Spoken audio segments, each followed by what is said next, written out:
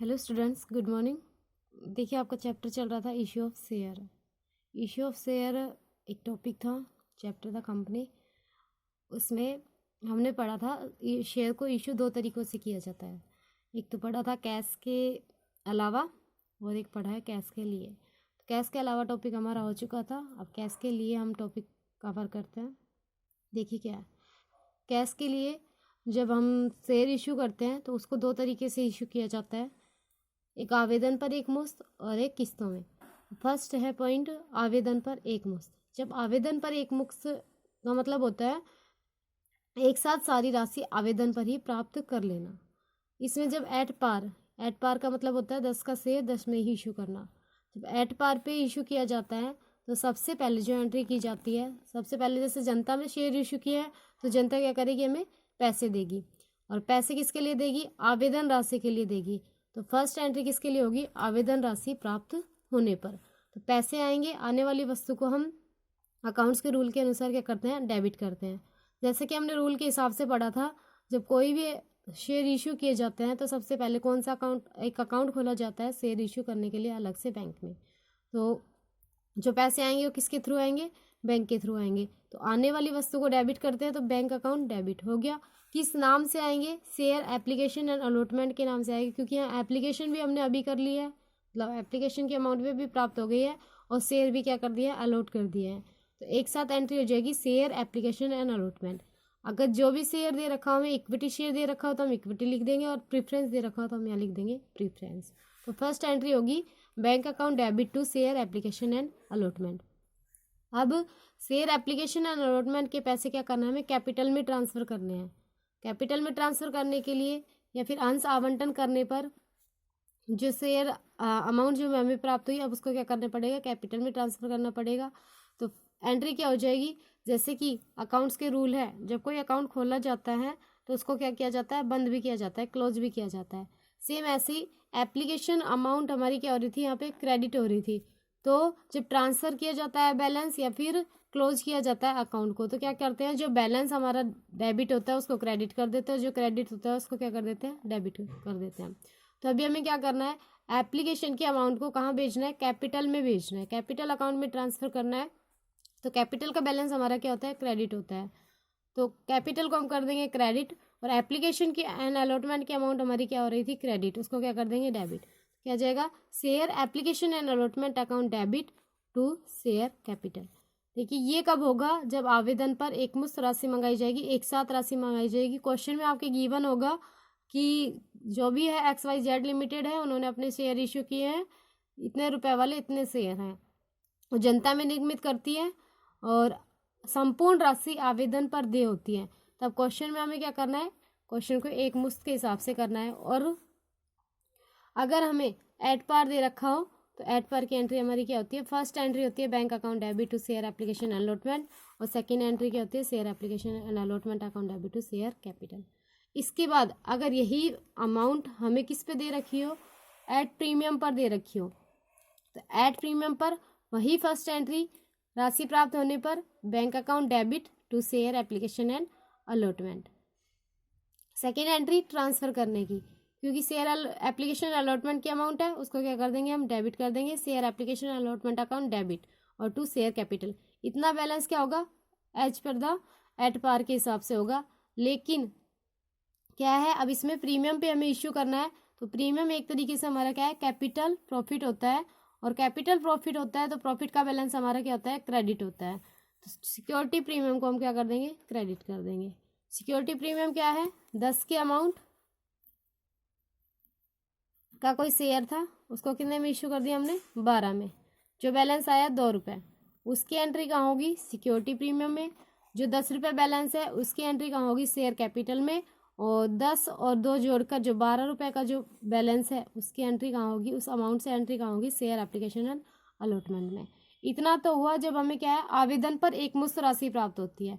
इसके अलावा second point था इसी में कि संपूर्ण धनराशि किस्तों में दे हो, तो मतलब पैसे किस में मंगाए जाए? अलग अलग किस्तों में मंगाए जाए, तो क्या होता है? किस्तों में दे। इसमें 3 चीज़ें ली जाती है। एक एप्लीकेशन के पैसे सबसे पहले प्राप्त किए जाते हैं, फिर उनको शेयर अलॉट किए जाते हैं और अलॉटमेंट ड्यू की जाती है और उसके बाद कॉल्स की जाती है। कॉल्स कितनी भी हो सकती है, फर्स्ट भी हो सकती है और उसके बाद सेकंड भी मांगी जाती है, जा सकती है। तो कॉल्स को 2 भी हो सकती है, 3 भी हो सकती है। कॉल्स आपके शेयर की वैल्यू के हिसाब से होगी, जो क्वेश्चन में गिवन होगा उसके हिसाब से। एप्लीकेशन में क्या होता है, सबसे पहले पैसे मंगाए जाते हैं और फिर कैपिटल में ट्रांसफ़र किया जाता है। अलॉटमेंट में अमाउंट ड्यू की जाती है, उसके बाद रिसीव की जाती है। सेम एज पर कॉल्स में भी ऐसे ही किया जाता है। कॉल्स ड्यू की जाती है और रिसीव की जाती है। तो फर्स्ट एंट्री सबसे पहले आवेदन की राशि हमें क्या होगी, प्राप्त होगी। तो एप्लीकेशन अमाउंट रिसीव होगी, तो वही एंट्री हमारी बैंक अकाउंट डेबिट, आने वाली वस्तु को डेबिट करते हैं। उसके बाद किस नाम से हमारे पास पैसे आएंगे, शेयर एप्लीकेशन के नाम से, टू शेयर एप्लीकेशन अकाउंट क्या हो जाएगा, क्रेडिट हो जाएगा। इसके बाद इसकी क्या लिख देंगे, नरेशन लिख देंगे, being application amount received. Second entry क्या होगी, एप्लीकेशन के अमाउंट को क्या करना है, अब हमें ट्रांसफ़र करना है। ट्रांसफ़र करने के लिए share application account debit to share capital account में ट्रांसफ़र कर दिया। अब नरेशन क्या हो जाएगी, being application amount transfer to capital account.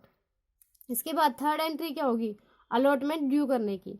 देखिए पहले एप्लीकेशन की अमाउंट रिसीव होती है और फिर उसको ट्रांसफ़र किया जाता है, लेकिन अलॉटमेंट के अमाउंट में क्या किया जाता है, अलॉटमेंट को पहले ड्यू किया जाता है, उसके बाद अमाउंट रिसीव की जाती है।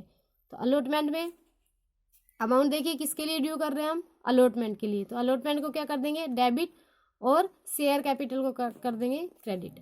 अगर ये कब होगा, जब एट पार हमें क्वेश्चन में गिवन होगा तब। अगर हमें एट प्रीमियम दे रखा हो तो वही एंट्री शेयर अलॉटमेंट को कर देंगे डेबिट, शेयर कैपिटल को कर देंगे क्रेडिट और सिक्योरिटी प्रीमियम को क्या कर देंगे, क्रेडिट। इसके बाद क्या प्राप्त होगी, हमें आवंटन की राशि प्राप्त होगी। आवंटन की राशि प्राप्त होने पर बैंक अकाउंट डेबिट, किस नाम से हमें पैसे प्राप्त हो रहे हैं, अलॉटमेंट के नाम के हमें पैसे प्राप्त हो रहे हैं, तो आ जाएगा to share allotment account. 4 entry हो गई। इसके बाद कंटिन्यू करते हैं। अगर कोई भी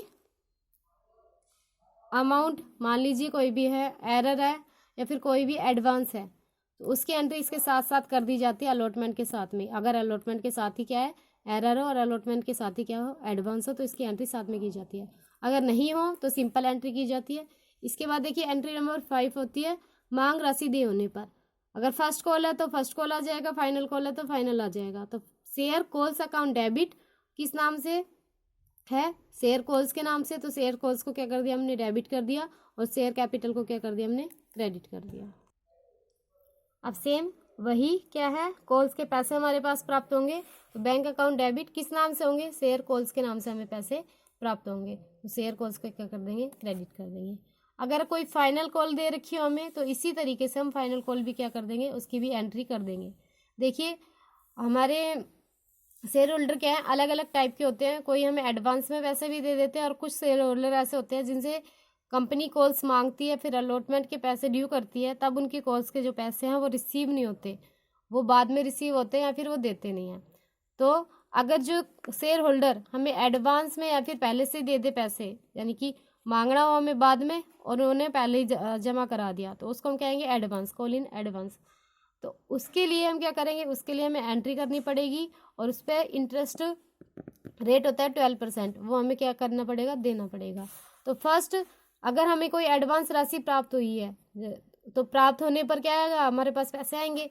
पैसे आने पर क्या हो जाएगा, बैंक अकाउंट डेबिट, और किस नाम से आएंगे, कॉल्स इन एडवांस के नाम से आएंगे, इसको कर देंगे हम क्रेडिट। एक तरीके से क्या है, हमारी इनकम है, इनकम है तो क्या हो जाएगी, क्रेडिट हो जाएगी।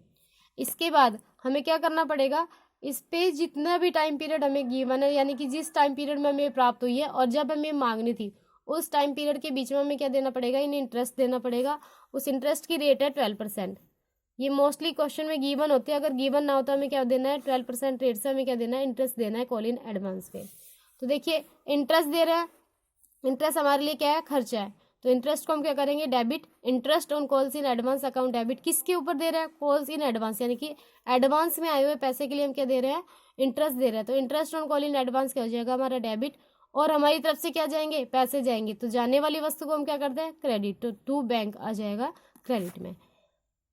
सेम ऐसे ही यदि कोई है व्यक्ति जिसने मांग के पैसे जमा नहीं करवाए हैं, उसको हम क्या कहते हैं, calls in arrear. Calls in arrear की एंट्री करना कंपलसरी नहीं है, लेकिन कॉल्स इन एडवांस की एंट्री करना कंपलसरी है। कॉल्स इन एरियर की एंट्री हम सिर्फ अपनी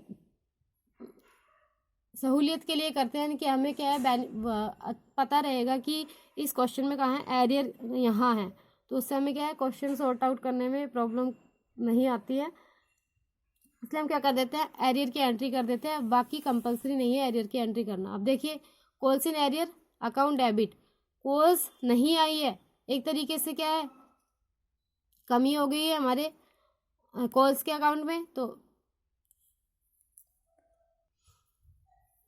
एरियर को क्या करेंगे हम डेबिट कर देंगे। और जिस भी अमाउंट के लिए, जैसे देखिए शेयर अलॉटमेंट पे हमें नहीं प्राप्त हुए हैं पैसे, तो उसको अगर कॉल्स पे किसी पे प्राप्त नहीं हुए तो उसको क्या कर देंगे क्रेडिट कर देंगे।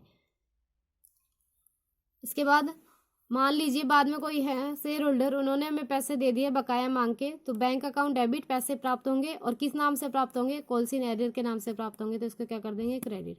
सेम जिस प्रकार से हमें कॉल्स इन एडवांस पे इंटरेस्ट देना पड़ता है, उसी तरीके से हमें कॉल्स इन एरियर पे भी क्या देने पड़ते हैं पैसे इंटरेस्ट के देने पड़ते हैं। इंटरेस्ट के पैसे देते हैं, सॉरी पैसे देते नहीं पैसे लेते हैं। इंटरेस्ट के जब पैसे लेते हैं तो क्या हो जाएगा पैसे हमारे पास आएंगे बैंक अकाउंट डेबिट, और किस नाम से आएंगे interest on calls in arrear के नाम से आएंगे, तो कॉल्स इन एरियर क्या हो जाएगा क्रेडिट हो जाएगा। आई होप आपको टॉपिक समझ में आया होगा।